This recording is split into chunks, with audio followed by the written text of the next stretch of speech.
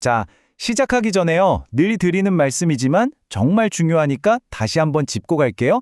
이 내용은 어디까지나 투자 판단을 위한 참고 자료일 뿐이고요.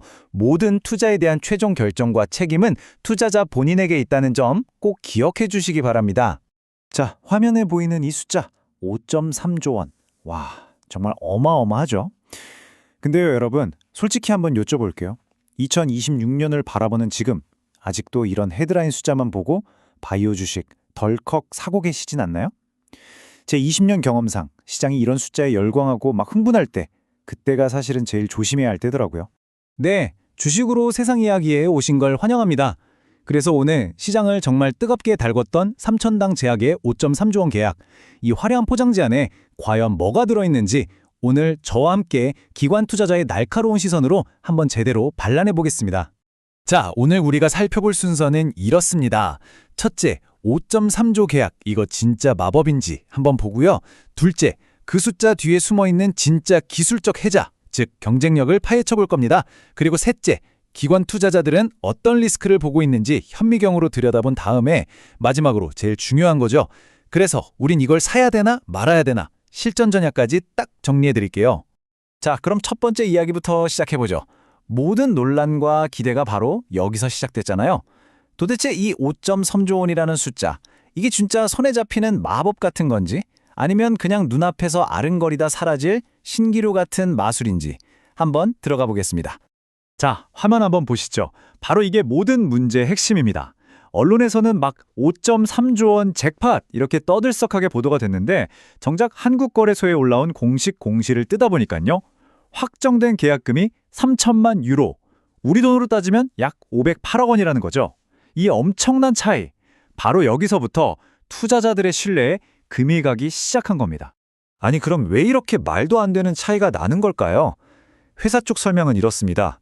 5.3조 원은요, 앞으로 10년 동안 최대로 벌어들일 수 있을 거라고 기대하는 매출액입니다. 라고요. 반면에 508억은 지금 당장 주머니에 들어오는 게 확정된 돈이고요. 근데 이게 정말 위험한 시그널인 게 뭐냐면요. 잠재력하고 확정된 가치는 이건 하늘과 땅 차이거든요. 자, 그런데요. 바로 여기서 우리는 관점을 확 바꿔야 합니다. 지금 화면에 보이는 이 문장 있죠. 이게 오늘 이야기의 핵심을 정확히 꿰뚫고 있어요. 그 시끄럽기만 한 5.3조 원이라는 헤드라인은 이제 머릿속에서 지워버리세요. 진짜 중요한 건 그 뒤에 숨겨진 순이익의 60%를 가져온다는 이 사업 모델입니다. 바로 이게 이 계약의 본질이고 진짜 마법인 거죠. 좋습니다. 그럼 이제 두 번째 장으로 넘어가서 이 회사가 가진 진짜 무기, 경제적 해자가 뭔지 한번 깊숙이 들여다보죠. 이제부터는요, 겉으로 보이는 매출이라는 껍데기는 잠시 잊고 이익의 질이 어떤지 그 알맹이에만 집중해보자고요. 삼천당 제약의 핵심 기술, 바로 S패스라고 불리는 플랫폼 기술입니다. 아주 쉽게 말하면요, 우리가 병원 가서 맞아야 했던 주사약을 그냥 집에서 먹는 알약으로 바꿔주는 그런 기술이에요. 근데 여기서 진짜 중요한 포인트가 뭐냐면 오리지널 약의 핵심 특허 성분인 스낵이라는 걸 안 쓰고도 오히려 약 흡수율은 더 높게 만들었다는 겁니다. 이게 뭘 의미하겠어요? 골치 아픈 특허 소송을 피해갈 수 있다는 거죠. 바로 이게 이 회사의 기술적 해자, 그 시작점입니다.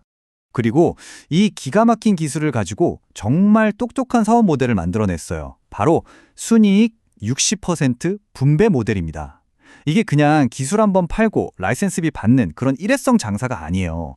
파트너사가 해외에서 열심히 약을 팔아서 비용 다 떼고 남긴 순수한 이익의 60%를 삼천당이 마치 건물주가 월세 받듯이 매 분기 꼬박꼬박 현금으로 받아오는 구조란 말이죠. 이야, 이거야말로 진짜 고마진 캐시카우 비즈니스 아니겠습니까? 에이, 그게 말처럼 쉬울까요? 진짜 가능하긴 한 거야? 이렇게 의심하실 수 있죠. 바로 그 의심에 대한 대답이 여기 캐나다 사례에 있습니다. 아일리아라는 안과 질환 치료제의 바이오시밀러로 이미 캐나다에서 영업이익률 60%를 찍었고요. 심지어 75만 병이라는 확정 주문까지 받아놨습니다. 이건 더 이상 그럴 것이다 라는 예상이 아니라 이미 현실에서 숫자로 딱 증명된 성공 모델이란 얘기죠. 기관 투자자들은 바로 이런 검증된 숫자를 보고 움직이는 겁니다. 자, 그럼 이 고마진 구조가 대체 어떻게 돌아가는 건지 아주 심플하게 한번 정리해 드릴게요. 1단계, 파트너사가 해외 시장에서 열심히 제품을 팔아요. 그리고 2단계, 거기서 들어간 영업비, 마케팅비 같은 비용을 싹 다 뺍니다. 그럼 마지막 3단계, 그렇게 남은 순수 알짜 이익의 60%를 삼천당이 그대로 가져가는 겁니다. 어때요? 아주 간단하지만 정말 강력한 말 그대로 돈 버는 기계라고 할 수 있겠죠?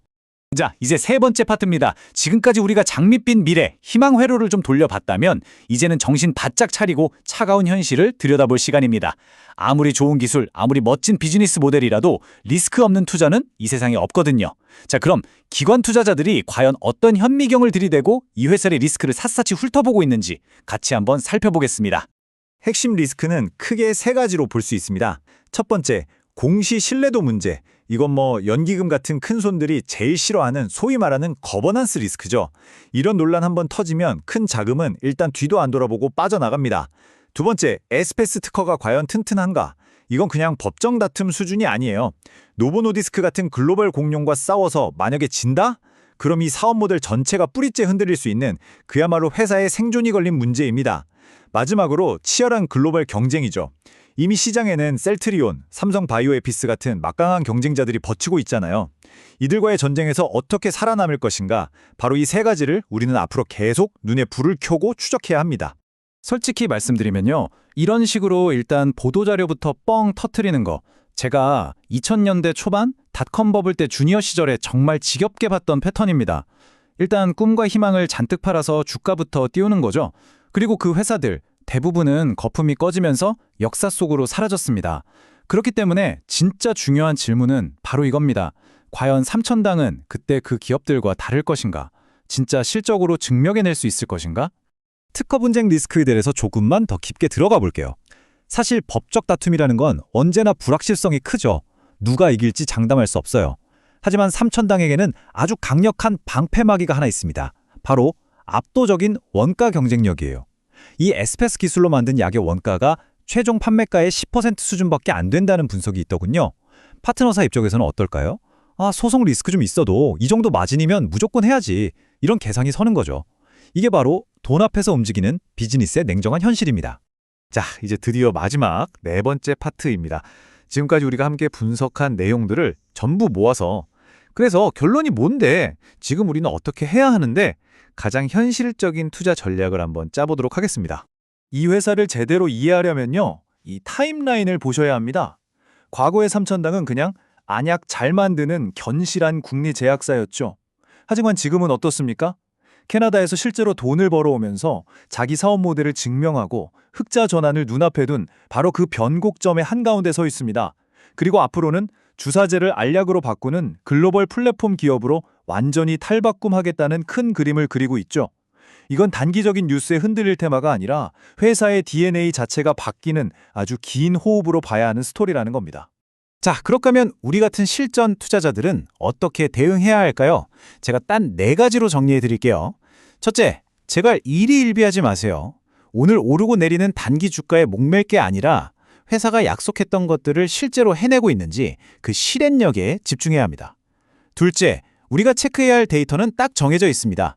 새로운 파트너십 계약이 또 나왔는지, 그리고 해외에서 처방 데이터가 분기별로 어떻게 찍히는지 이것만 확인하시면 돼요. 셋째, 이런저런 논란 때문에 주가가 갑자기 크게 빠진다?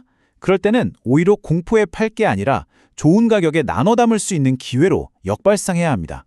마지막으로 항상 이 투자의 본질을 기억하세요. 고마진 이익공유와 주사제를 먹는 약으로 바꾸는 플랫폼, 이 두 가지 핵심을 절대 잊으면 안 됩니다. 오늘 제가 드린 모든 이야기 딱 한 문장으로 요약해드리겠습니다. 5.3조 원 같은 겉만 번지르르한 헤드라인 숫자를 쫓아가지 마세요. 그 돈이 어떤 방식으로 얼마나 질 좋게 벌리는지 바로 그 이익의 퀄리티를 따라가야 합니다. 물론이죠. 앞으로 넘어야 할 산이 많습니다. 지루한 특허 문제도 해결해야 하고 글로벌 공룡들과의 경쟁에서도 이겨내야 하죠. 하지만 가장 중요했던 이 사업 모델이 정말 돈이 될까? 라는 질문에 대해 캐나다에서 이미 숫자로 대담을 내놨다는 점에서 저는 이 말이 떠오르더군요. 천당 가는 길 멀고 험하지만 이미 절반은 왔다. 언제나 제가 강조하는 말이죠. 주식시장은 점쟁이처럼 미래를 예측하는 무대가 아닙니다. 계속해서 변하는 상황 속에서 어떻게 리스크를 관리하고 어떻게든 살아남느냐 하는 치열한 대응과 생존의 무대입니다. 오늘 이야기를 통해 여러분의 투자 프레임워크가 한 단계 더 단단해지셨기를 바랍니다. 오늘 내용이 도움이 되셨다면 구독과 좋아요로 계속 좋은 분석을 만들 수 있게 응용해 주시면 정말 감사하겠습니다. 지금까지 주식으로 세상 이야기였습니다.